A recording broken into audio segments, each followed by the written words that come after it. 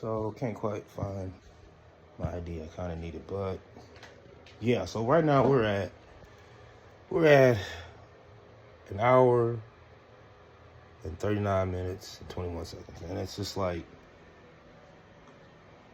you know, kind of starting to lose a thread of where Professor Weinstein's coming from, and it's more because,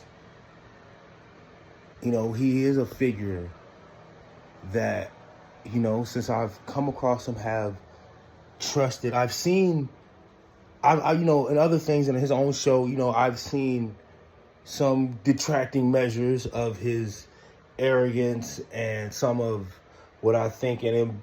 I'm starting to believe more that is his overblown sense of maybe not self-importance, but his, he believes more in his own store of knowledge, and in some way I think he feels like he's been more inoculated from the fallacies of the academia in some way. And in other ways, I feel like he's, in his strongman character,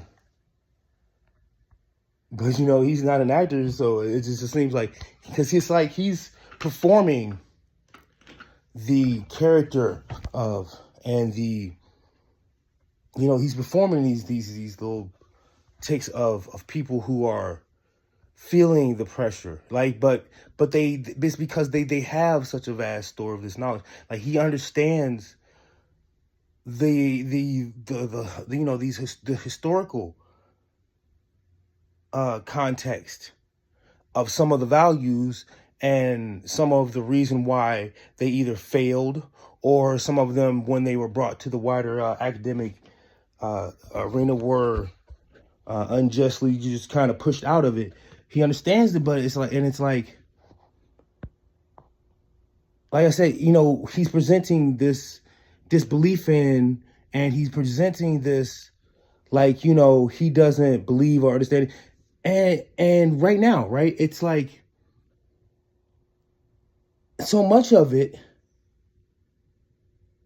should be self-evident to someone like him and in his position, especially in the points where these certain things of this, like I said, they are self-evident in their representation, right? Like for some, and it's like, once again, it's kind of hard to disbelieve that he doesn't grasp this on its face, because he already has all of this knowledge of this, that, here and there, and why certain things failed, and why, and he's concurrent with the new so-called advances of this, that, and another.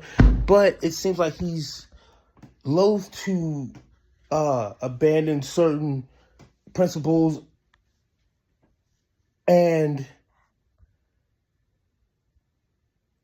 based on what? But it's like he's also, like some of the parts that he's detracting from is just like, but these things he's telling you and speaking on are kind of self-evident, and I don't know. I guess I would suppose I'm quite the layman, but I've been following. But it's like, once again, there's a core point, because the thing is that these values that he's, especially with the ones that Terrence Howard is presenting, are there, and they're there to represent a reality of physical correspondence.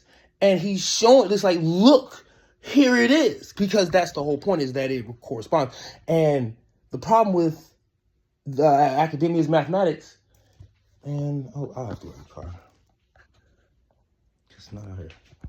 The problem with the academia is that so much of it is they've lost this thread on teaching and learning, and people just, they don't learn with their program. With the programming like aspect of this is just dumbfounding, because, like I said, once again, it's like Professor Weinstein is not devoid of his own like these academic fallacies, because it seems like he's not it seems like he's just not wanting to fall into it based on what? Because he's saying it, or what is this? Because like I said, once again, if you're striving to find it out, and like I said, it would seem self-evident because look, it's right, it's kind of right there in your face, man. And for me, it's like, I understand. If there's one thing I do understand, though, about the nature of the truth and of its seeking, is that the truth is always right in front of you. It's not something so hard to achieve, and it has been promised to us. And one of these things I think is one of the key factors in us ourselves as beings, because of our ability to gain this truth and it must be a truth that empowers, because such is the nature of things. It's like it's an empowering force to know this thing before you endeavor in your pursuits or whatever, because it's about what can you do with it. Does it build, does it make you more, right? Or does it lessen you? And I don't think, and when you're programmed with certain things, it's just like I said, the building blocks, right? We didn't seek them, and they were set before us, and we were mandated to learn it this way. And everything that we seek to do therefore on, based off of this, is fundamentally,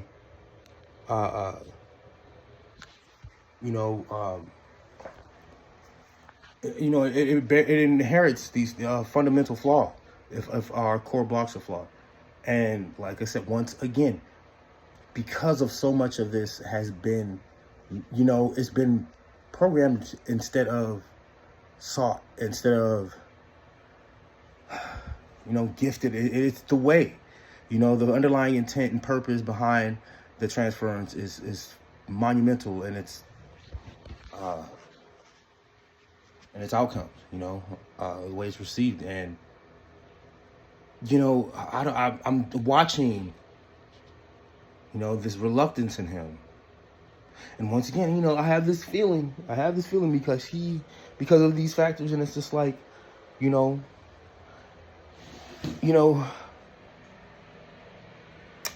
I think because he has such a vast understanding, and I don't think a lot of these ideas are escaping him, really. So his strong man or steel man, whatever positioning, seems so so genuous. Because he's saying all the right things of like, you shouldn't laugh, you should try to help him. But it's like, help him what? These comments of like trying to detract or say that something, because he keeps making it an inference about who Terrence Howard is, or his background, or his underlying foundational bricks. But it's just like, in the end though, right? Like,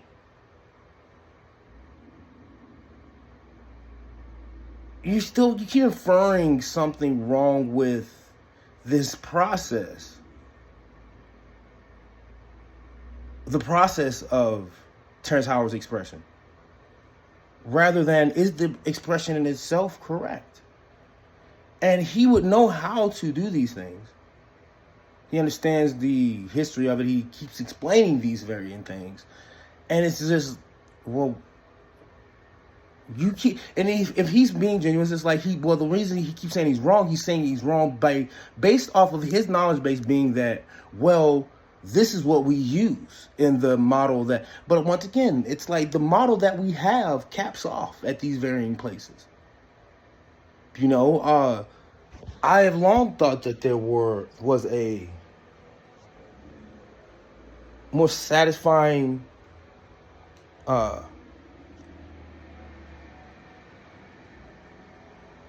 observance of the fundamental forces. You know, I always thought there should, because and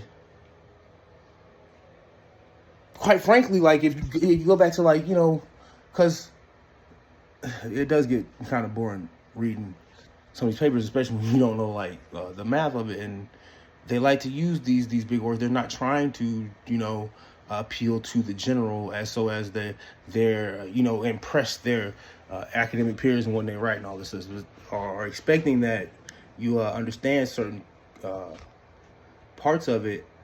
And so my understanding, I guess, is still fairly layman in the understanding of the fundamental forces and how, but it's just like I have taken the time to, like, you know, and considering how our varying, you know, the functions that are accepted generally, and the ones even that are not accepted in the scientific or academia or whatever, would fit into it, and this and that and another. And like I said, people understand a lot of these pieces, right? And even though whatever other pieces they don't, it's like, but the piece that people do, and that, because you know, the most backwoods freaking dummy hick would freaking, you can't talk about nothing, but it's like that, like, you know, they'll understand, you know, if not the whole tree of life, but they'll understand, like, what it represents in a certain way. And it's like, but that thing, no matter who, it's like they can speak on it, and and it changes the what you will get out of that person from talking about this piece of truth that they have. It's like, you could tell, like, and it should resonate, you know, with some truth. Unfortunately, like I said, when these truths resonate, he comes from such an academic background that he is expressing exactly what that knowledge base does, right? Because the academia in his realm, it stymies at points. If you just go off of it, it's like, because it's like the math part, and at a point in the academia, math divorces from representing the real world, because there's so much. It's just so much of it, each of it, that we don't know. We don't know. It's so much of the real world that we have not discovered and don't know, that when we come across things in the mathematical institution, it's like, well, what is this? Well, these numbers fit, but there's nothing there. It's like, well, how can that be? Well, the whole number set must be wrong. And then it's like, we'll find things in the natural world that won't fit into our current mathematical, you know, equation. And it's like, well, shit. Fucking, but and that and there, right there, right, is one of the reasons why, you know, they're so loath to abandon the one we have, because then other things will fall apart. And it's like, we know this freaking works because we operated off of it. We manipulated reality. But it's like, but, you know, and things like that, they're aberrations, and they are inherently flawed. And it's like, what you were creating could have been so much more perfect if you'd have known the proper math of it. But because this, you know, it seems like it works, or that it may work, but it has unforeseen. That's why you know, things are unforeseen to you, like problems with it are unforeseen to you until future generations, because, you know, you think it works, this works, because it kind of does. It kind of produces the results you want, right? Rather than representing, you know. And that's the difference between, you know, the way people come around about it, because some of these guys are just playing with numbers, and they're just trying to fucking build a model that works because of their core foundation being that I want this notoriety, or I want glory, I think I feel, I want to believe. And it's just, instead of that, it's just like, I seek to discover. I'm trying to find the truth of. It will lead you into two different results and paths. The core beliefs, like that's I always say, it's like in varying ways and degrees. It's just always the same story though, of like two men, two people will commit themselves to what would seem or they would find themselves in a situation that they commit an act and or they commit themselves to manipulating the reality, or you know what I mean, or create whatever. And it would seem like they're exactly the same, or they would inherently, the actions would be the exact same. And yet, however, have vastly and completely different outcomes. And that discerning quality is the intent behind it. Right there, you know? And while I still want to believe that Professor Weinstein's intent is wholly noble, and he is, like this circle of men, a complete and utter professional at playing his part. Because like we are getting to where these boys are. Dang it! I think it stops when I do that. When it does that, because I think I lost the video because somebody called me, and then my battery's getting low, so it stopped it. I don't know what freaking part it stopped at, but whatever, man. This table of men are professionals and masters of their individual crafts, but I think that Professor Weinstein is, I don't know, maybe he's just, he's wholly in that. And it shows, it really shows how, these things that they mean, because the purpose, I don't know, I kind of want to, I'm gonna watch more of it before I get into that, the nature of these characters. But it's just like, his Stillman, positions are strong, and they definitely represent those who, are finding it hard to accept these truths, even when they are so right in your face and should be self-evident in their, this represents an actuality.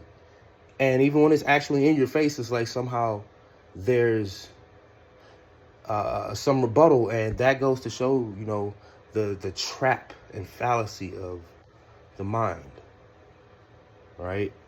But we'll get into it. Let's get some more. Like, yes. I want to put my hand. See what he's trying to prove. Your right hand under. So